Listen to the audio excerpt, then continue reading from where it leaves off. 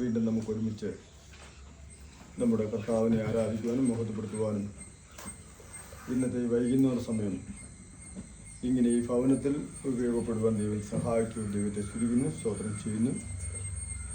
നമ്മുടെ പ്രിയ മാതാവ് കഴിഞ്ഞ തിങ്കളാഴ്ച ഉച്ചയ്ക്ക് 12 മണിക്ക് തൻ്റെ ഇഹലോക ജീവിതം അവസാനിപ്പിച്ച് കർത്താവായ യേശു ക്രിസ്തു വിളിച്ചപ്പോൾ താൻ പ്രിയം വച്ചിരിക്കുന്ന തൻ്റെ മഹത്വത്തിലേക്ക് എടുക്കപ്പെട്ടു.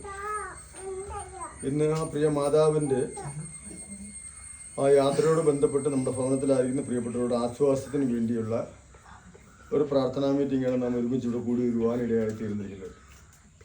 ഇവിടെ ഞാൻ ചില കാര്യങ്ങൾ നമ്മളുമായിട്ട് ഒരുമിച്ച് പങ്കുവയ്ക്കുവാൻ ആഗ്രഹിക്കുമ്പോൾ കർത്താവിൻ്റെ സന്നിധിയിൽ പ്രത്യാശയില്ലാത്തവരായിരിക്കുന്നുവെങ്കിൽ പ്രത്യാശയുള്ളവരായി തീരണമെന്ന് ഞാൻ ആഗ്രഹിക്കുന്നു. പ്രിയപ്പെട്ടവരെ, നമ്മൾ ഓർക്കുന്നത് തൻ്റെ ഭക്തന്മാരുടെ മരണം യഹോവയ്ക്ക് വിലയേറിയതാകുന്നു എന്നൊരു വിഷയമാണ് നമുക്ക് ചിന്തിക്കുന്നത്. അനേകരും ലോകത്തിൽ മരിക്കുന്നുണ്ട്. ഒരു ദിവസത്തെ ലോകത്തെ മരണത്തെ കണക്കെടുക്കുമ്പോൾ ആയിരക്കണക്കിന് ജനങ്ങളാണ് ഒരു ദിവസം മരിക്കുന്നത്.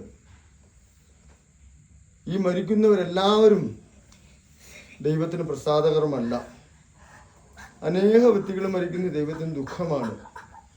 എന്നാൽ അതിനിടയിൽ എണ്ണപ്പെട്ടതായ ചിലരുടെ മരണം ദൈവത്തിന് പ്രസാദകരമായിരിക്കുന്നതും സന്തോഷമുള്ളതുമാണ്. അതുമായി ബന്ധപ്പെട്ടൊരു കാര്യം വായിക്കാൻ ആഗ്രഹിക്കുന്നത് വിശുദ്ധ വേദപുസ്തകത്തിൽ 116-ാമത്തെ സങ്കീർത്തനത്തിൽ 15-ാമത്തെ വേദഭാഗമാണ്. ആമുഖമായിട്ട് വായിക്കുവാനും ചിന്തിക്കുവാനും ആഗ്രഹിക്കുന്നത്. തന്റെ ഭക്തന്മാരുടെ മരണം യഹോവയ്ക്ക് വിലയേറിയതാകുന്നു. സ്തോത്രം. തന്റെ ഭക്തന്മാരുടെ മരണം യഹോവയ്ക്ക് വിലയേറിയതാകുന്നു. വിലയേറിയതെന്നല്ല, വിലയേറിയതാകുന്നു എന്നതാണ്. ഈ വിലയേറിയതെന്ന് പറയുന്നതിൽ നിന്നും എന്താണ് നാം മനസ്സിലാക്കേണ്ടത്? എന്തുകൊണ്ടാണ് അത് വിലപ്പെട്ടതായി തീർന്നത്? വിലയേറിയതെന്ന് പറയുവാൻ തക്ക ഇടയായി തീർന്നതിന് കാരണം എന്താണ്? നമ്മുടെ ജീവിതത്തിൽ അത് മനസ്സിലാക്കണം. ദൈവമകനെ മരിക്കാൻ അനുവദിക്കാതെ ജീവനുള്ള ദേശത്ത് ശേഷിപ്പിച്ച കാര്യമാണ് ഇവിടെ നാം വായിച്ച വേദഭാഗം കണ്ടത്. ഇവിടെ സൂചിപ്പിക്കുന്നത് അത് മാത്രമല്ല, എല്ലാ കാലത്തും കർത്താവിൽ മരിക്കുന്ന വിശുദ്ധന്മാരുടെ മരണം ദൈവത്തിന് വിലയേറിയ തന്നെയാണെന്നാണ് ഇവിടെ നമ്മെ മനസ്സിലാക്കുന്ന സത്യം. ആ സത്യമാണ് ഇവിടെ നമ്മെ ഓർമ്മിപ്പിക്കുന്ന ഈ വേദഭാഗത്തിൽ കാണുന്നത്. ഇത് അസത്യമല്ല, സത്യമായ കാര്യമാണ്. ഈ സത്യം എന്ന് പറയുമ്പോൾ മനുഷ്യൻ ഈ ഭൂമിയിൽ ജനിക്കപ്പെടുന്നതും മരിക്കപ്പെടുന്നതും ഒരു യാഥാർത്ഥ്യമാണ്. അത് മിഥ്യയല്ല. മരിക്കണ്ട എന്ന് വിചാരിച്ച് അനേകർ ജനിക്കുന്നുണ്ട്. എന്നാൽ മരിക്കാൻ വേണ്ടി ഒരാൾ മാത്രമാണ് ജനിച്ചത്. അതാരാ? നമ്മുടെ കർത്താവായ യേശു ക്രിസ്തു മരിക്കാൻ വേണ്ടി ജനിച്ചു. എങ്ങനെന്നാൽ കർത്താവ് പറഞ്ഞ്, ഞാൻ ലോകത്തിന്റെ സകല മനുഷ്യന്റെയും പാപത്തിന്റെ പകരക്കാരനായി മരിപ്പാൻ വേണ്ടി ജനിച്ചിരിക്കുന്നു എന്നുള്ളത്. എന്നാൽ ലോകത്തിൽ ജനിച്ചിരിക്കുന്ന സകല മനുഷ്യരും മരിക്കാതിരിക്കാൻ വേണ്ടിയാണ്, സ്ഥിരമായി ജീവിച്ചിരിക്കാൻ വേണ്ടിയാണ് ജനിച്ചിരിക്കുന്നത്. ഒരു കുഞ്ഞിന്റെ ജനനത്തോട് ബന്ധപ്പെട്ട് നാം ചിന്തിക്കുമ്പോൾ ആ കുഞ്ഞ് ജനിക്കുമ്പോൾ എല്ലാവർക്കും വലിയ സന്തോഷമാണ്. ഒരു കുഞ്ഞ്, അത് കറുത്തതാകട്ടെ വെളുത്തതാകട്ടെ ചുമന്നതാകട്ടെ എങ്ങനെയുള്ളതായാലും ഒരു കുഞ്ഞിനെ കാണുന്ന എല്ലാവർക്കും വലിയ സന്തോഷമാണ്. അത് ദീർഘകാലം ജീവിച്ചിരിക്കുമെന്നുള്ളൊരു പ്രത്യാശയായിട്ട് കാണുന്നത്. അത് ജനിച്ചു കഴിഞ്ഞാൽ പിന്നെ അതിനു വേണ്ടി മാതാപിതാക്കന്മാർ വളരെയേറെ അധ്വാനിക്കാറുണ്ട്. എന്നാൽ ചില നാളുകൾക്ക് ശേഷം ക്ഷണിക്കപ്പെടാത്തൊരു അതിഥിയായി മരണം കടന്നു വരുമ്പോൾ ആ കുഞ്ഞോ അല്ലെങ്കിൽ അത് മുതിർന്നതിന് ശേഷമോ മാറ്റപ്പെടുമ്പോൾ എല്ലാവർക്കും അതൊരു കണ്ണുനീരിൻ്റെയും ദുഃഖത്തിൻ്റെയും കാരണമായി തീരുന്നത്. അതുകൊണ്ടാണ് സത്യം എന്ന് പറയുന്നത്. ഇവിടെ നാം വായിച്ച് കേൾക്കാൻ കഴിഞ്ഞ വേദഭാഗമാകുന്നതാണ് തൻ്റെ ഭക്തന്മാരുടെ മരണം യഹോവയ്ക്ക് വിലയേറിയതാകുന്നു എന്ന് പറയുമ്പോൾ അത് എങ്ങനെയാണ് വിലയേറിയതെന്ന് നാം ഒന്ന് ചിന്തിക്കേണ്ടിയിരിക്കുന്നു. ഈ ഭൂമിയിൽ സർവ മനുഷ്യരും ദൈവത്തിന് വിലപ്പെട്ടതാണ്. സർവ മനുഷ്യരും ദൈവത്തിന് വിലപ്പെട്ടതാണ്. ഈ ലോകത്തുള്ള വസ്തുവകകളെ കുറിച്ചല്ല പറഞ്ഞത്. മനുഷ്യൻ ചിന്തിക്കുന്നത് അവൻ്റെ അധ്വാനപരമായിരിക്കുന്ന വസ്തുവകകൾ അല്ലെങ്കിൽ നശിച്ചു പോകുന്ന, പൊളിച്ചു കളയാൻ കഴിയുന്ന പല സാധനങ്ങളും വിലയേറിയതെന്ന് കണ്ടിട്ടുണ്ട്. അത് നിമിത്തം ദൈവം വിലയേറിയതെന്ന് പറഞ്ഞ മനുഷ്യന്റെ ജീവന് യാതൊരു വിലയും ഇല്ലാതെ കൊണ്ടും അതിനെ നശിപ്പിക്കുവാൻ മനുഷ്യർ അന്യോന്യം ബന്ധപ്പെടുന്ന കാലഘട്ടമാണ് നാം ഇന്ന് കണ്ടുകൊണ്ടിരിക്കുന്നത്. ദൈവത്തിന്റെ ജീവനായ മനുഷ്യനെ നശിപ്പിക്കുന്ന കാലഘട്ടത്തിലാണ് നാം ഇന്ന് ജീവിച്ചിരിക്കുന്നത്. അപ്പൊ വിലയേറിയെന്ന് പറയാൻ കാരണം ആദിമ മനുഷ്യനായിരിക്കുന്ന ആദാമിനെ ഹവ്വയും ജനിപ്പിക്കുമ്പോൾ, അതിനു മുമ്പ് ആദാമിനെ ഉളവാക്കിയപ്പോൾ ആദാമിൽ ദൈവം പകർന്നിരിക്കുന്ന ആത്മാവ് അല്ലെങ്കിൽ ജീവൻ അത് വിലയേറിയവൻ്റെതായിരുന്നു. അത് ഏറ്റവും വിലമതിക്കാൻ കഴിയാത്തത്. എന്തുകൊണ്ടെന്നാൽ മനുഷ്യനാൽ നിർമ്മിക്കപ്പെട്ടതല്ല, പ്രകൃതിയാൽ നിർമ്മിക്കപ്പെട്ടതല്ല, ഏതെങ്കിലും വിധത്തിൽ ഉളവാക്കപ്പെട്ടതല്ല. ഇന്ന് പലരും പറയുന്നത് പോലെ മനുഷ്യന് ഉണ്ടാക്കപ്പെട്ടത് പ്രകൃതിയിൽ നിന്നുള്ള പല വിഷയങ്ങൾ നിമിത്തമാണ് മനുഷ്യൻ ഉണ്ടായതെന്നൊക്കെയാ, ജീവജാലങ്ങൾ ഉണ്ടായെന്നൊക്കെയാ. എന്നാൽ ഇവിടെ നമ്മൾ മനസ്സിലാക്കുന്നത് അങ്ങനെ മനുഷ്യനാൽ പ്രകൃതിയാൽ ഉളവാക്കപ്പെട്ടതല്ല. പിന്നെയോ ദൈവം തൻ്റെ സ്വരൂപത്തിലും സാദൃശ്യത്തിലും മനുഷ്യനെ ഉണ്ടാക്കി അത് നല്ലതെന്ന് കണ്ട് അതിൻ്റെ മൂക്കിൽ ദൈവത്തിൻ്റെ ആത്മാവെന്ന ജീവനെ പകർന്നു കൊടുത്തു. അതുകൊണ്ടാണ് അത് വിലയേറിയതായിരിക്കുന്നത്. അത് പിന്നെ നമുക്ക് എങ്ങനെ മനസ്സിലാക്കാൻ പറ്റും? 49-ാമത്തെ സങ്കീർത്തനത്തിലേക്ക് വരുമ്പോൾ ആ വിലയേറിയവനെ അവിടെ കാണുവാൻ കഴിയും. മനസ്സിലായോ? 49-ാമത്തെ സങ്കീർത്തനത്തിലേക്ക് നാം കാണുവാൻ കഴിയുന്നത് അവിടെ കാണും, സഹോദരൻ ശവകുഴി കാണാതെ എന്നേക്കും ജീവിച്ചിരിക്കേണ്ടതിന് വീണ്ടെടുക്കുവാനോ വീണ്ടെടുപ്പ് വില കൊടുക്കുവാനോ ആർക്കും സാധ്യമല്ല എന്ന് പറയുന്നത് തൊട്ടുതാഴെ അത് വിലയേറിയതാകുന്നു. സകല മനുഷ്യന്റെയും വീണ്ടെടുപ്പിന്റെ വില ഏറിയതാകുന്നു. ആ വിലയേറിയവൻ എന്ന് പറയുമ്പോൾ അതുകൊണ്ടാണ് യഹോവ ഭക്തന്മാരുടെ മരണം ദൈവത്തിനത് വിലയേറിയതാകുന്നു എന്ന് കണ്ടത്. എന്റെ പ്രിയപ്പെട്ടവരെ, അവിടെ നമ്മൾ കാണും, ഒരിക്കലും ഭൂമിയിൽ മരിക്കുന്ന വിശുദ്ധന്മാർ ദൈവത്തിന് വിലയില്ലാത്തവരല്ല. കർത്താവായ യേശുക്രിസ്തുവിന്റെ ആത്മാവിനാൽ വീണ്ടും ജനിക്കപ്പെട്ട മനുഷ്യർ ഓരോരുത്തരും ദൈവത്തിന് വിലയേറിയവരാണ്. ആ വിലയേറിയ മനുഷ്യനെ നമുക്ക് ഏവർക്കും കാണുവാൻ കഴിയും. തന്റെ പ്രാണനെ കൊടുത്ത് 47 തൊട്ട് 9 വരെയുള്ള വേദഭാഗമാണ് കണ്ടത്. കർത്താവ് തന്റെ പ്രാണനെ കൊടുത്ത് ആ പ്രാണൻ മുഖാന്തരം വീണ്ടെടുക്കപ്പെടുന്ന സകല മനുഷ്യരും വിലയേറിയത്. ഇനി നമുക്ക് കാണാൻ കഴിയുന്നത് അപ്പോസ്തല പ്രവൃത്തി പുസ്തകം 7-ാമത്തെ അധ്യായത്തില് 55-ഉം 56-ഉം വേദഭാഗത്തില് ഒരു പ്രസക്തമായിരിക്കുന്ന ഒരു അനുഭവം കാണുവാൻ കഴിയും. ദൈവത്തിന് നമ്മൾ വിലയേറിയതാകുന്നു എന്നുള്ള തെളിവ് ആകാശത്തെയും ഭൂമിയും നിർമ്മിച്ചവനായ യേശുക്രിസ്തു അവിടെ നമുക്ക് തന്നിരിക്കുന്ന വിലയുടെ മഹത്വം എത്രത്തോളമാണെന്ന് കാണാൻ കഴിയും. എന്താണ് കണ്ടത്? അവിടെ സ്തെഫാനോസ് എന്നൊരു വ്യക്തി കർത്താവിന് വേണ്ടി, കർത്താവിന്റെ നാമത്തിന് വേണ്ടി, കർത്താവിന്റെ സ്നേഹത്തിന് വേണ്ടി നിലകൊണ്ട് കർത്താവിനെ ഏറ്റുപറഞ്ഞ് യഹൂദന്മാരായിരിക്കുന്ന ജനങ്ങളുടെ മധ്യേ അവരോട് യേശുക്രിസ്തുവിന്റെ മഹത്വമുള്ള വൻ കാര്യങ്ങളെ വിളിച്ചു പറഞ്ഞത് നിമിത്തം അവർ അവനെ പരിഹസിക്കുകയും നിന്ദിക്കുകയും ചെയ്ത് ഉപദ്രവിക്കുവാനുള്ള സമയം അടുത്തിരുന്നപ്പോൾ അവൻ ആകാശത്തേക്ക് നോക്കിയപ്പോൾ അവിടെ കണ്ടതെന്താ? ദൈവത്തിന്റെ വലതുഭാഗത്ത് ഭൂമിയിൽ വന്ന് മാനവജാതിയുടെ പാപത്തിന്റെ പകരക്കാരണം മരിച്ചു അടക്കപ്പെട്ട് ജീവിക്കുന്ന യേശു ക്രിസ്തു എഴുന്നേറ്റ് നിൽക്കുന്നത് കണ്ടു.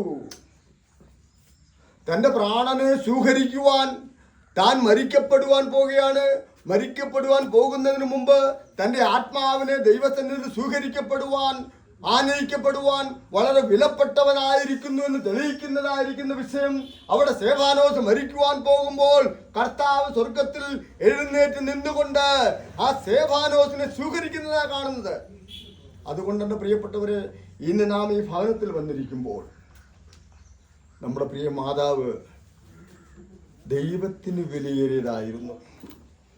ഇവിടെ 15-ാമത്തെ തൻ്റെ ഭക്തന്മാരുടെ മരണം യഹോവയ്ക്ക് വിലയേറിയത്. അത് നഷ്ടമല്ലായിരുന്നു, അതൊരു ലാഭമാണ്.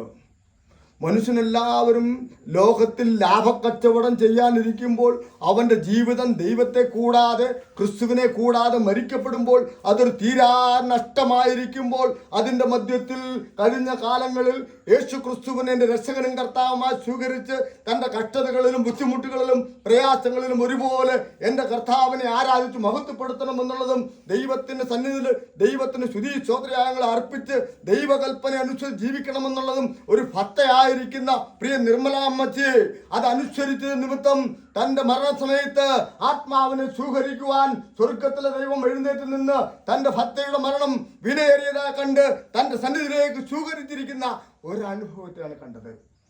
കാൽവറി ക്രൂശിൽ ചൊരിഞ്ഞ രക്തം മൂലം വീണ്ടെടുക്കപ്പെട്ട തൻ്റെ മകളെ തൻ്റെ അടുക്കിലേക്ക് സ്വീകരിച്ചത്. പ്രിയപ്പെട്ടവരെ, നാം ഇന്ന് ഇവിടെ കടന്നു വന്നിരിക്കുമ്പോൾ ഈ മരണ വീട്ടിൽ വിലാപങ്ങളായിരിക്കുന്ന ദുഃഖത്തിൻ്റെ കരച്ചിലുകളല്ല, മറിച്ച് പ്രത്യാശയുടെ സന്തോഷകരമായിരിക്കുന്ന അനുഭവമാക്കുന്നത്. അങ്ങനെ നമുക്ക് കാണുവാൻ കഴിയുന്ന അനുഭവം ഒരിക്കലും ഈ ഭൂമിയിൽ മരിക്കുന്ന വിശുദ്ധന്മാർ യഥാർത്ഥത്തിൽ മരിക്കുകയല്ല, പിന്നെയോ ഭൂമിയിൽ ശരീരത്തിൽ മരിക്കപ്പെടുന്ന അല്ലെങ്കിൽ നിദ്രയിൽ പോകുന്ന മനുഷ്യന്റെ ജീവിതം ആരംഭിക്കുകയാണ്. ഒരു ജനിക്കുന്ന മനുഷ്യൻ, ആ കുഞ്ഞ് ഭൂമിയിൽ മനുഷ്യനായി ജീവിക്കുവാൻ ആരംഭിക്കുന്നത് പോലെ ഒരു വ്യക്തി തന്റെ ശരീരത്തിൽ നിന്ന് പ്രാണൻ വിട്ടുകഴിഞ്ഞാൽ അവൻ ദൈവത്തോടു കൂടി എന്നേക്കും ജീവിക്കുവാൻ ആരംഭിക്കുവാണ്.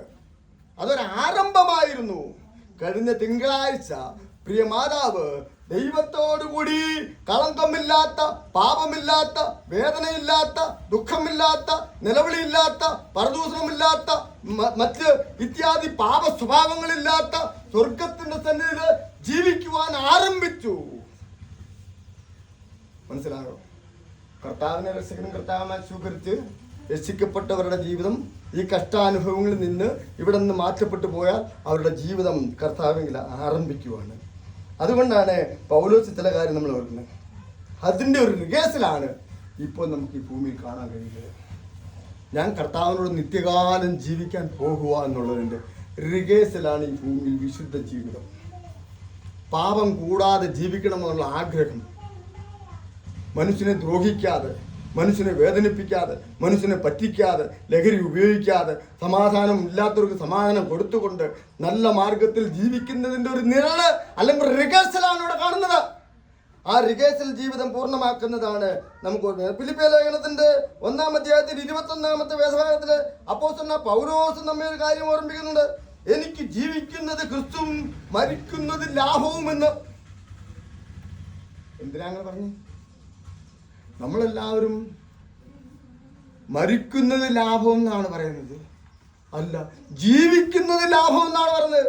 മരിക്കുന്നത് നഷ്ടമെന്ന് ലോകത്തിലെ മനുഷ്യൻ പറയുമ്പോൾ, ലോകത്ത് കർത്താവിന്റെ നാമത്തിൽ ജീവിക്കുന്ന മനുഷ്യനെ ഉന്മൂലനം ചെയ്യുവാൻ, നശിപ്പിക്കുവാൻ ശ്രമിച്ചവനായിരുന്ന സൗൽ എന്നൊരു മനുഷ്യൻ, ആ മനുഷ്യൻ കർത്താവിനെ ഉപദ്രവിച്ചുകൊണ്ട് ദൈനംദിനം വളരെ ആഘോഷത്തോട് ജീവിച്ചിരുന്ന മനുഷ്യൻ ക്രിസ്തുവിനെ കണ്ടെത്തി കർത്താവിനെ രക്ഷകനും കർത്താവുമായി സ്വീകരിച്ചവൻ പറയുകയാണ്. എന്താ പറയുന്നത്? അവിടെ പറയുന്നത് എനിക്ക് ജീവിക്കുന്നത് ക്രിസ്തുവും മരിക്കുന്നത്. അപ്പൊ ഞാൻ ജീവിക്കുന്നെങ്കിൽ ക്രിസ്തുവിന് വേണ്ടി ജീവിക്കും. എന്താ അർത്ഥം? ക്രിസ്തുവിന് വേണ്ടി ജീവിക്കുവാണെങ്കിൽ ഫിലിപ്പിയ ലേഖനം 2-ാം അധ്യായത്തിൽ വരുമ്പോ ക്രിസ്തുവിന്റെ ഭാവം നിങ്ങളിലും ഉണ്ടായിരിക്കട്ടെ എന്നാണ്. എന്താണ്? ക്രിസ്തു സ്വർഗത്തിലെ ദൈവത്തെ പ്രസാദിപ്പിക്കുവാൻ ഈ ഭൂമിയിൽ വന്നപ്പോൾ തന്റെ ദൈവത്തെ പരിപൂർണമായി അനുസരിച്ച് പ്രസാദിപ്പിക്കുന്ന സമയങ്ങളിൽ തന്റെ ജീവിതത്തിൽ ഒരു പാപമോ ഒരു കുറവോ സംഭവിക്കാതെ തന്നെ തന്നെ നിർമ്മലീകരിച്ച് വിശുദ്ധിയായി കൊണ്ട് നടന്നിരുന്നത്. അതുകൊണ്ടാണ് പൗലോസ് അങ്ങനെ പറഞ്ഞത്, എനിക്ക് ജീവിക്കുന്നത് ക്രിസ്തു. കാരണം ക്രിസ്തു എന്നിൽ ജീവിക്കുന്നു, എന്നിൽ ക്രിസ്തു ജീവിക്കുന്നു. അത് ജീവിക്കുന്നത് ചിരകാലം. അതുകൊണ്ട് ഈ ലോകത്ത് ജീവനമായിരിക്കുന്ന ജീവിതം മരണമാണ് എനിക്ക് ലാഭം. മരണത്തെ എന്താ കണ്ടിരിക്കുന്നത്? ലാഭമായിട്ട്. നമ്മളൊക്കെ ആണെങ്കിൽ ജീവൻ ലാഭമായിട്ട് കാണുന്നു. അപ്പോൾ പൗലോസ് നമ്മെ ഓർമ്മിക്കുന്നത് മരണം ഒരു ലാഭമാണ്. ഇത് എത്ര പേർക്ക് മനസ്സിലാക്കാൻ കഴിയും? അത് മനസ്സിലാക്കണമെങ്കിൽ അതിൻ്റെ ആയിരിക്കുന്ന സത്യങ്ങളിൽ ഒരുപാട് ഇടങ്ങളിലേക്ക് നാം പോകേണ്ടിയിരിക്കുന്നു. പ്രിയപ്പെട്ടവരെ, പൗലോസത്തെ ലാഭമാണെന്ന് പറയാൻ കാരണം നോക്കണേ. 2 കൊരിന്ത്യർ ലേഖനം 5-ാം അധ്യായത്തിൽ 1-ാമത്തെ വേദഭാഗം വായിക്കുന്നത് ഇങ്ങനെയാണ്: കൂടാരമായ ഞങ്ങളുടെ ഭൗമഭവനം അഴിഞ്ഞു പോയാൽ കൈപ്പണിയല്ലാത്ത നിത്യഭവനമായി സ്വർഗത്തിന്റെ ദാനമായ ഒരു കെട്ടിടം ഞങ്ങൾക്ക് സ്വർഗത്തിൽ ഉണ്ടെന്ന് അറിയുന്നു. ഈ അറിവാണ് ഇന്ന് അനേകരെ അത് ലാഭകരമാക്കി തീർക്കാതെ പോകുന്നത്. അറിയില്ല. ഇന്ന് ജീവിക്കുന്ന അനേകരും ക്രിസ്ത്യാനിയാണെന്ന് പറയുന്നുണ്ട്, ക്രിസ്തുവിന്റെ ഭാവം ഇല്ലെന്നാലും. ക്രിസ്തു എന്നിൽ ജീവിക്കുന്നതും ഇല്ല. എന്നിൽ ജീവിക്കുന്ന സാത്താനും അവന്റെ സ്വഭാവങ്ങളുമാണ്. അങ്ങനെ ആയിരിക്കുമ്പോഴാണ് അവിടെ സംഭവിക്കുന്നത്. ഇവിടെ പൗലോസ് വ്യക്തമായിട്ട് നമ്മെ ഓർമ്മിപ്പിക്കുന്നത് കർത്താവ് യേശു ക്രിസ്തുവിന്റെ തന്നെയുള്ള പ്രത്യാശയാണ്. എൻ്റെ ഈ ഭൗമമായ ഭവനം അഴിഞ്ഞു പോയാലും അഴിഞ്ഞു പോകാത്ത കൈപ്പണിയല്ലാത്ത എന്ന് വെച്ചാൽ മനുഷ്യനാൽ നിർമ്മിക്കപ്പെട്ടതാകുന്ന അമ്പറ ചുംബികളായ കെട്ടിടമല്ല, പിന്നെയോ ദൈവത്തിന്റെ പരിശുദ്ധാത്മാവിനാൽ പണിയപ്പെട്ടിരിക്കുന്ന ഭവനം. നമ്മുടെ യോഹന്നാന്റെ സുവിശേഷം 14-ാം അധ്യായത്തിന്റെ 2-ാമത്തെ വേദഭാഗം തൊട്ട് സ്വർഗത്തിലെ ഭവനമൊരുക്കാൻ പോയ കർത്താവിന്റെ വാഗ്ദത്തങ്ങളാണ്. എന്ത്? സ്വർഗത്തിൽ എൻ്റെ പിതാവിന്റെ സന്നിധിയിൽ അനേക വാസസ്ഥലമുണ്ട്, ഞാൻ നിങ്ങൾക്ക് ഭവനമൊരുക്കുവാൻ പോകുന്നു, ഞാൻ ഭവനമൊരുക്കിയാൽ ഞാൻ ഇരിക്കുന്നിടമായ സ്വർഗത്തിൽ നിങ്ങളെ ഇരുത്തേണ്ടതിന് വേണ്ടി വീണ്ടും മടങ്ങി വരും എന്നുള്ള വാഗ്ദാനം. അതാണ് സ്ഥിരമായ ഒരു ഭവനം, ദൈവത്തോടുകൂടി എന്നേക്കും ജീവിക്കുവാൻ ഭവനം എന്ന് ഞാൻ അറിയുന്നു. ഇത് അറിയുന്നത് കൊണ്ട് ദൈനംദിനം ഈ ഭൂമിയിലെ ജീവിതം കർത്താവിന്റെ വരവിന് വേണ്ടി എനിക്ക് വിട്ടുപിരിഞ്ഞാൽ ക്രിസ്തുവിനോട് ചേരുന്നതും ശാരീരികമായി മരിക്കുന്നത് ലാഭമെന്ന് കണ്ട് കർത്താവിന്റെ കൽപ്പനകൾക്ക് പ്രാധാന്യം കൊടുത്ത് വിശുദ്ധ ജീവിതം നയിക്കാൻ ശ്രമിക്കും. ലോകത്തിലുള്ള എൻ്റെ പ്രിയപ്പെട്ടവരെ, ഞാൻ എൻ്റെ വാക്കുകൾ ആ കാര്യങ്ങളിൽ അവസാനിപ്പിക്കട്ടെ. ഈ അറിയുന്നു എന്ന് പറയുന്നത് എന്താണ്? നമ്മുടെ നാളുകളെ എണ്ണണം. നമ്മുടെ നാളുകളെ അറിയുന്നവൻ നാളുകളെ എണ്ണും. എൻ്റെ നാള് ഇന്ന് നമ്മുടെ പ്രിയപ്പെട്ട ദാസൻ നമ്മെ ഓർമ്മിപ്പിച്ചു ആരാധന സമയത്ത് നമ്മുടെ നാളുകളെ എണ്ണുന്നതുമായി ബന്ധപ്പെട്ടു. നമ്മുടെ നാളുകളെ നാം എണ്ണുന്നുണ്ടോ? നാം ഒരുപാട് കാലം ജീവിച്ചിരിക്കുവാൻ വേണ്ടി, ദീർഘകാലം ജീവിച്ചിരിക്കാൻ വേണ്ടി, ഞാൻ ഒരിക്കലും മരിക്കാതിരിക്കാൻ വേണ്ടി മെഡിക്കൽ സയൻസിനെയൊക്കെ ഉപയോഗിക്കുകയാണ്. മെഡിക്കൽ സയൻസിന് എത്ര തരം മൂല്യതരമായിരിക്കുന്ന ചികിത്സ നേടാമോ? നമ്മുടെ പ്രിയ മുഖ്യമന്ത്രി ഇപ്പോ അമേരിക്ക പോയിരിക്കുക. കേരളം ചികിത്സാ മേഖലകളിൽ നമ്പർ 1 ആണ്. ഇന്ത്യ എന്ന് 29 സംസ്ഥാനങ്ങളിൽ 1-ാം സ്ഥാനത്താണ് ഇന്ത്യ, അല്ല കേരളം. ഈ കേരളം 1-ാം സ്ഥാനത്തേക്കൊന്നും നമ്മുടെ പ്രധാന മുഖ്യമന്ത്രി തൻ്റെ ആരോഗ്യം നിലനിർത്താൻ USA പോയിരിക്കുകയാണ്. തെറ്റായിട്ട് ഞാൻ പറയുന്നില്ല, ആയിക്കോട്ടെ. അവനവന്റെ പ്രാണനെ എന്നേക്കും നിലനിർത്തി ഒരിക്കലും മരിക്കാതിരിക്കേണ്ടതിന് വേണ്ടി മെഡിക്കൽ സയൻസിന്റെ സഹായം തേടി മനുഷ്യൻ നെട്ടോട്ടം ഓടുകയാണ്. പ്രിയപ്പെട്ടവരെ, നാളുകളെ എണ്ണാത്തതിന്റെ കുഴപ്പം. നാളുകളെ എണ്ണണമെങ്കിൽ യേശു ക്രിസ്തു നമ്മൾ കൂടെ ഉണ്ടെങ്കിലേ പറ്റും. നാം ക്രിസ്തുവിലാണ്. ഈ നാളുകളെ എണ്ണുന്നതിനെ കുറിച്ച് പറയുന്നത് 90-ാമത്തെ സങ്കീർത്തനം 12-ാമത്തെ വേദഭാഗം എന്താണ് പറയുന്നത്? 90-ാമത്തെ സങ്കീർത്തനത്തിന്റെ 12-ാമത്തെ വേദം പറയുന്നത്, ഞങ്ങൾ ജ്ഞാനമുള്ളൊരു ഹൃദയം പ്രാപിക്കത്തക്കവണ്ണം ഞങ്ങളുടെ നാളുകളെ എണ്ണുവാൻ ഉപദേശിക്കണമേ. എന്താണ്?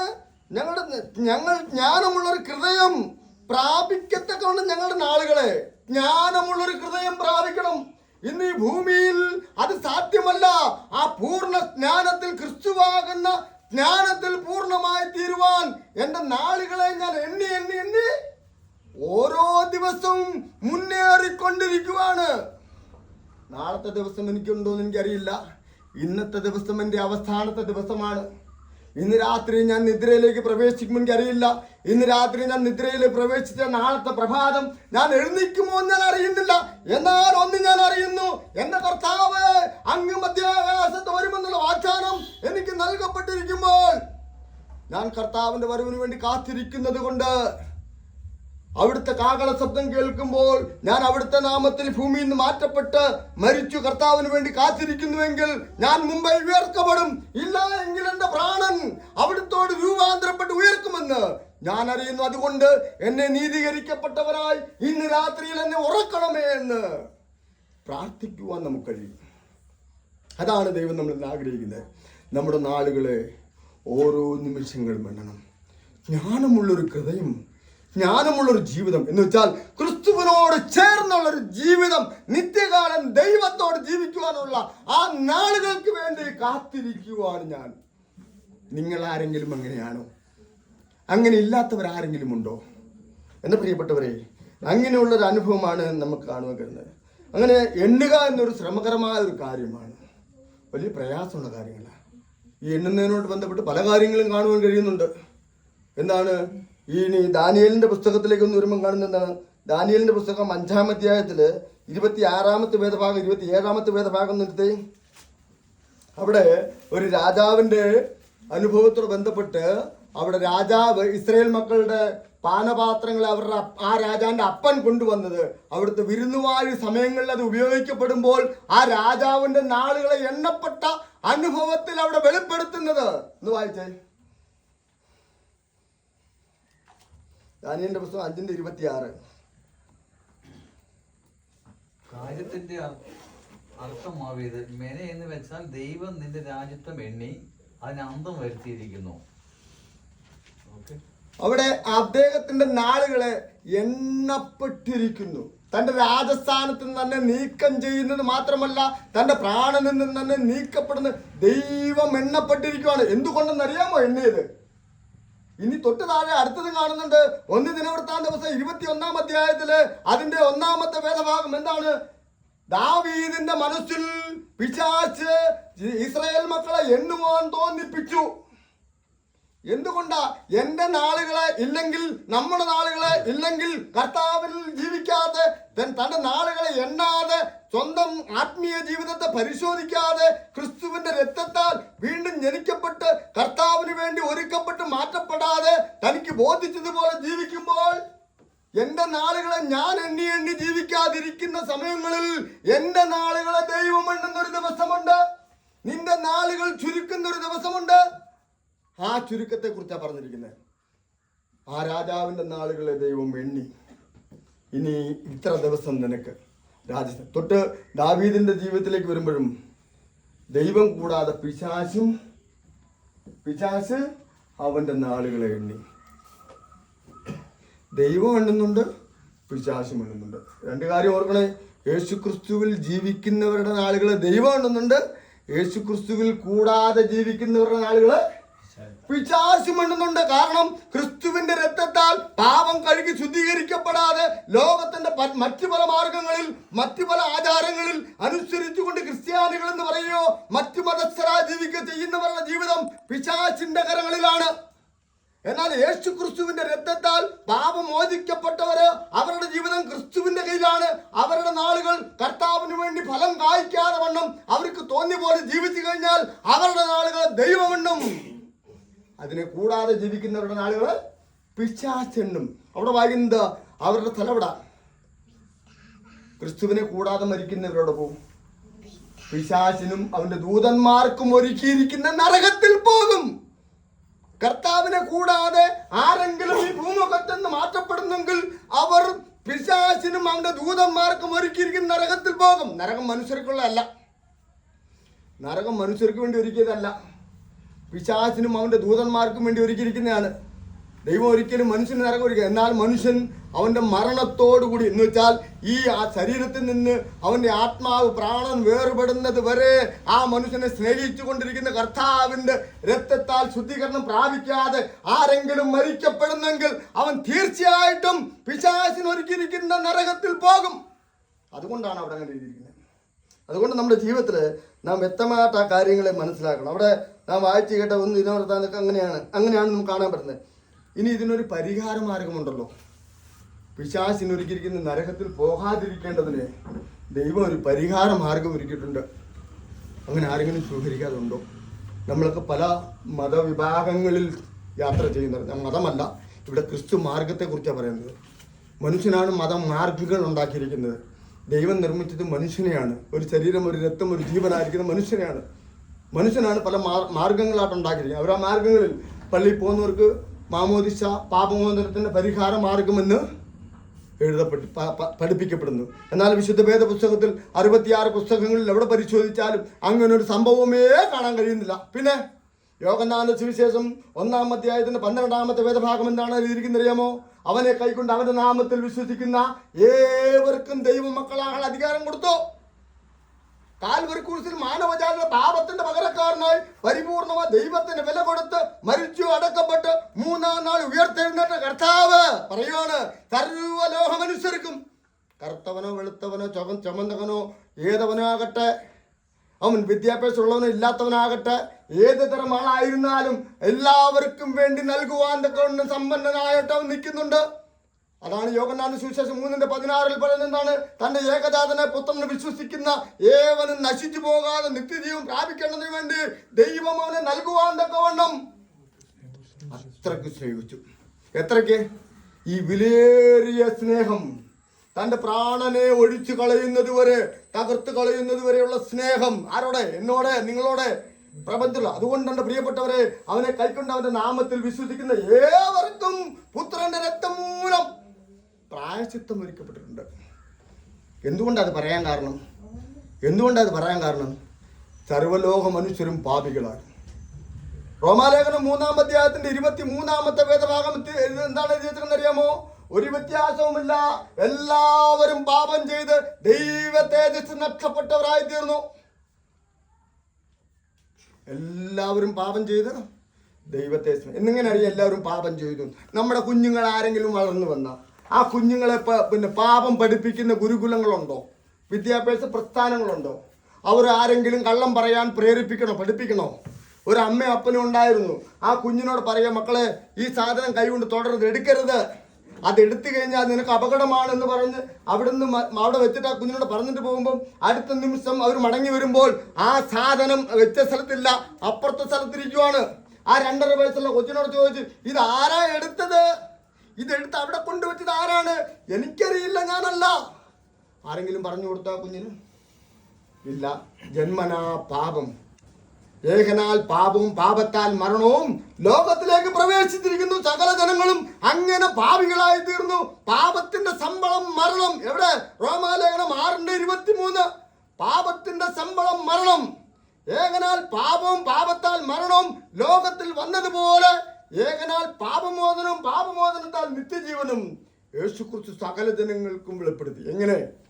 എല്ലാവരും പാപികളായിരിക്കുമ്പോൾ ദൈവത്തിന്റെ സന്നിധിയിലേക്ക് ചെല്ലാൻ ആർക്കും കഴിയില്ല. ഈ നീതിമാനായ ദൈവത്തിന്റെ മുമ്പാകെ, ദൈവമേ ഞാൻ നീതിമാനാണെന്നോ ഞാൻ പാപം ചെയ്തെന്ന് പറഞ്ഞുകൊണ്ട് മുമ്പാകെ ചെല്ലാൻ കഴിയില്ല. അപ്രകാരം ആയിരുന്ന മനുഷ്യന്റെ പാപത്തിന്റെ പരിപൂർണ വില കൊടുക്കുവാൻ സ്വർഗത്തിൽ നിന്ന് ഭൂമി വന്ന് സകല മനുഷ്യന്റെയും പാപങ്ങളെ ചുമന്നുകൊണ്ട് സകല മനുഷ്യരുടെ മുമ്പിൽ, ശാസ്ത്രിമാരുടെ മുമ്പിൽ, പരീക്ഷന്മാരുടെ മുമ്പിൽ, ഒടുവിൽ അധികാരസ്ഥരായ രാജാക്കന്മാരുടെ മുമ്പിൽ നിന്ദിതനായ നിസാരനായി നിന്നു. ആര്? സർവ്വലോക പ്രപഞ്ചത്തെ നിർമ്മിച്ചവനായ കർത്താവ് സകലരുടെയും പാപത്തിന്റെ പരിപൂർണത ഏറ്റുകൊണ്ട് ദൈവത്തിന്റെ സന്നിധിയിൽ ഞാൻ മരിക്കാൻ വന്നു എന്ന് പറഞ്ഞ കർത്താവ് തന്റെ പ്രാണനെ ഒഴിച്ചു കളയുവാൻ മനസ്സോടെ നിങ്ങൾ എന്നെ തകർത്ത് കളവിൻ എന്ന് പറഞ്ഞു പൂർണ്ണമായിട്ട്. ഈ മന്ദിരം പൊളിപ്പിൻ, ഞാനത് 3 നാൾ കൊണ്ട് പണിയുമെന്ന് പറഞ്ഞ് മരിക്കുവാൻ വന്ന കർത്താവ് തന്റെ മനോഹരമായ ശരീരം കാൽവരി അതിക്രൂരമായ നിലയിൽ ഉപദ്രവിക്കപ്പെട്ട് 3 ആണികളാൽ തറയ്ക്കപ്പെട്ട് സർവ്വലോകവും കാണുക ആകാശത്തിന് ഭൂമിക്കും മധ്യ ഉയർത്തപ്പെട്ട് തന്റെ ശരീരത്തിൽ ഒരു തുള്ളി രക്തം വെച്ചിരിക്കാതെ വണ്ണം പൂർണ്ണമായിട്ട് ധാരധാരയാ ഊറ്റിക്കൊടുത്ത് സകല ലോക മനുഷ്യന്റെ പാപത്തിന്റെ കടം കൊടുത്ത് തീർത്തു. ഇനി അത് ആർക്കെങ്കിലും കരസ്ഥമാക്കുവാൻ ബുദ്ധിമുട്ടുണ്ടോ? എബ്രായലേഖനം 9:22 രക്തം ചൊരിഞ്ഞല്ലാതെ പാപവിമോചനമില്ല. മറ്റൊരു കാരണവുമില്ല. മനുഷ്യന്റെ ആയിരിക്കുന്ന പ്രവൃത്തികളിൽ പ്രശംസിക്കുവാൻ കഴിയുകയില്ല. സകല മനുഷ്യരും പാപം ചെയ്ത് പാപത്തിന്റെ ശമ്പളം മരണത്തിന് വിധിക്കപ്പെട്ട് നിത്യ നരകത്തിലായിരിക്കുമ്പോൾ സ്വർഗത്തിലെ ദൈവം മാനവരാശികളായ മനുഷ്യനോടുള്ള സ്നേഹത്തെ പ്രദർശിപ്പിച്ച് തന്റെ മനോഹര പുത്രനെ തകർത്ത് കളയാൻ ഇഷ്ടം തോന്നി രക്തം ചൊരിഞ്ഞല്ലാതെ പാപവിമോചനം എന്നിരിക്കുമ്പോൾ ലോകത്തുള്ള സകല രക്തവും പാപഭംഗിലമായിരിക്കുന്നതും ദൈവത്തെ പ്രസാദിപ്പിക്കാൻ കഴിയാത്ത അശുദ്ധമായിരിക്കുന്ന രക്തമായിരിക്കുമ്പോൾ ദൈവം തന്നെ അതിനൊരു പരിഹാര മാർഗമെത്തി.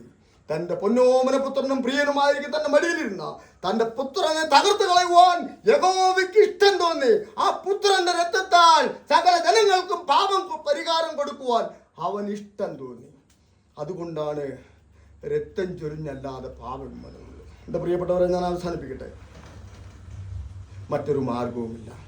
രക്ഷിക്കപ്പെടുവാൻ മറ്റൊരു മാർഗവുമില്ല. ഈ ഭൂമിയിൽ തീർത്ഥാടനങ്ങളും മറ്റു പല കാര്യങ്ങളും അധ്വാനത്തിൽ നിന്നുള്ള പൈസകളൊക്കെ പല സ്ഥലങ്ങളിലും തീർത്ഥാടനങ്ങളൊക്കെ ഇത് കൊടുക്കാറുണ്ട്. ഒരിക്കലും മനുഷ്യന്റെ പാപം മോചിക്കപ്പെടുന്നില്ല. ചിലപ്പോൾ ഇത്തിരി സമാധാനങ്ങളോ സുഖങ്ങളോ ഒക്കെ കിട്ടുന്നിരിക്കും. പക്ഷേ സ്വർഗത്തിലേക്കൊരു പ്രവേശനം കിട്ടത്തില്ല. സ്വർഗത്തിലേക്കൊരു പ്രവേശനം കിട്ടണമെങ്കിൽ അവൻ്റെ പുത്രനായ യേശുവിൻ്റെ രക്തം സകല പാപവും പോക്കി നമ്മെ ശുദ്ധീകരിക്കുന്നു.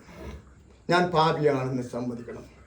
1 യോഹന്നാൻ 1:7 അവൻ്റെ പുത്രനായ യേശുവിൻ്റെ രക്തം സകല പാപവും പോക്കി ശുദ്ധീകരിക്കും. അതെങ്ങനെ നമുക്ക് കരസ്ഥമാക്കാം? എടുത്താട്ടെ, റോമാലേഖനം 10-ാം അധ്യായം 9-ാമത്തെ വേദഭാഗം എന്തു വായിക്കും? രക്ഷയ്ക്കായിട്ട് ഹൃദയം കൊണ്ട് വിശ്വസിച്ച് വായ കൊണ്ട് ഏറ്റുപറയുന്ന ഒരു അനുഭവത്തെ അവിടെ വെളിപ്പെടുത്തുന്നു. വായിച്ചേ. റോമാലേഖനം 10-ാം അധ്യായത്തിന്റെ 9-ാമത്തെ വേദഭാഗം. യേശുവിനെ കർത്താവെന്ന് വായുകൊണ്ട് ഏറ്റുപറയുകയും ദൈവം അവനെ മരിച്ചവരിൽ നിന്ന് ഉയർത്തെഴുന്നേൽപ്പിച്ചു എന്ന് ഹൃദയം കൊണ്ട് വിശ്വസിക്കുകയും ചെയ്താൽ നീ രക്ഷിക്കപ്പെടും. എൻ്റെ പ്രിയപ്പെട്ടവരെ, കേട്ടല്ലോ, ഇതെങ്ങനെയാണ് നമുക്ക് സാധ്യമാക്കാൻ കഴിയുന്നത്? ഈ വാക്കുകളെ നാം എഴുതിയിരിക്കുമ്പോൾ നമുക്ക് എങ്ങനെ അത് ഏറ്റുപറയുവാൻ കഴിയും? ഇവിടെ വായിച്ചത്, യേശുവിനെ കർത്താവെന്ന് വായു കൊണ്ട് ഏറ്റുപറയണം, ദൈവം അവനെ മരിച്ചവരിൽ നിന്ന് ഉയർത്തെഴുന്നേൽപ്പിച്ചെന്ന് ഹൃദയം കൊണ്ട് വിശ്വസിക്കുകയും ചെയ്താൽ നീ രക്ഷിക്കപ്പെടും. ഒരു കുഞ്ഞിന് അങ്ങനെ സംഭവിക്കാൻ കഴിയുമോ? ഇത് രണ്ടും കഴിയണമെങ്കിൽ അവന് അത്യാവശ്യം തിരിച്ചറിവും സ്വബോധവും ഉണ്ടായിരിക്കണം. അല്ലാത്ത ഒരു മനുഷ്യനും പാപമോചനമില്ല. എന്ത്? എൻ്റെ കർത്താവായ യേശു ക്രിസ്തു ആകാശ പ്രപഞ്ചങ്ങളെ പൂർണ്ണമായിട്ട് നിർമ്മിച്ച് സ്വർഗത്തിന് മീതെ ഇരുന്നവൻ എൻ്റെ പാപത്തിന്റെ പകരക്കാരനെ ഭൂമിയിൽ വന്നു. ഞാൻ അനുഭവിക്കുന്ന പാപത്തിന്റെ ശമ്പളം എന്ന മരണം കാൽവരി ക്രൂശിൽ എനിക്ക് വേണ്ടി പരിപൂർണമായ മനസ്സോടെ എന്നെ സ്നേഹിച്ച് അനുഭവിച്ച് ദൈവത്തിന് പൂർണ്ണമായി വില കൊടുത്തു എന്ന് ഞാൻ വിശ്വസിക്കുന്നു. ഹൃദയം കൊണ്ട് ഞാൻ വിശ്വസിക്കുന്നു. ഇന്ന് വായു കൊണ്ട് ഏറ്റു പറഞ്ഞത് എന്താണ്? എനിക്ക് വേണ്ടി കർത്താവ് അങ്ങ് വന്നു, എന്റെ പാപങ്ങളെ ചുമന്നുകൊണ്ട് എനിക്ക് വേണ്ടി പരിപൂർണമായി തകർക്കപ്പെട്ട് മരിച്ചു, അടക്കപ്പെട്ട് 3-ാം നാൾ അങ്ങ് പറഞ്ഞതുപോലെ ഉയർത്തെഴുന്നേറ്റ് ദൈവത്തിന്റെ വലതുഭാഗത്ത് സ്വർഗാരോഹണം ജീവിച്ചിരിക്കുന്നു എന്ന് ഞാൻ വിശ്വസിക്കുന്നു.